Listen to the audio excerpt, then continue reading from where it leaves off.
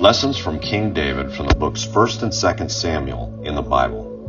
Number 1, never give up the faith and trust in God. You see, King David was hunted for 7 years and lived in caves before he became king, even though he was completely innocent and did nothing wrong. Yet he still trusted God through all that hardship. Number 2, always put God first and not people.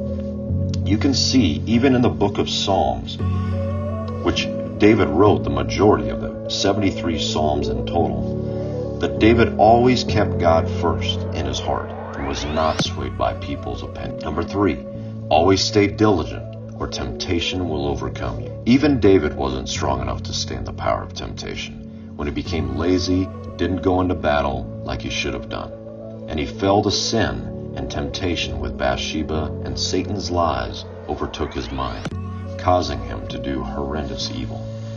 Number 4, care more about what God thinks than what people think. Many times David praised God, even to the point of making a complete fool of himself in the eyes of man. But he didn't care, knowing that God is all-powerful and his watchful eye is always on us. What can man do to me? For God holds everything in the earth in his hands. Number 5, keep your promises and be a man of integrity.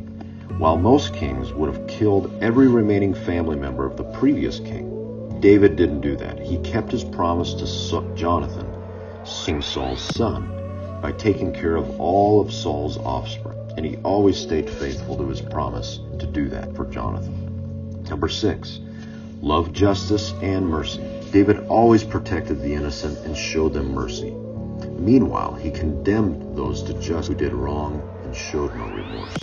Number 7, honor and respect God's chosen authority. Even though King Saul was hunting him, David refused to fight back, because he knew that God had chosen Saul to be king. And when a man came to tell David that he had killed King Saul, David immediately punished him, because David honored and respected God's chosen one.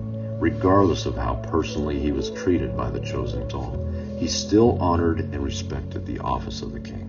And number 8, with God, all things are possible. Even though David was a boy in the eyes of his peers, he had the faith and courage to stand up, knowing that God's almighty power could overcome anything.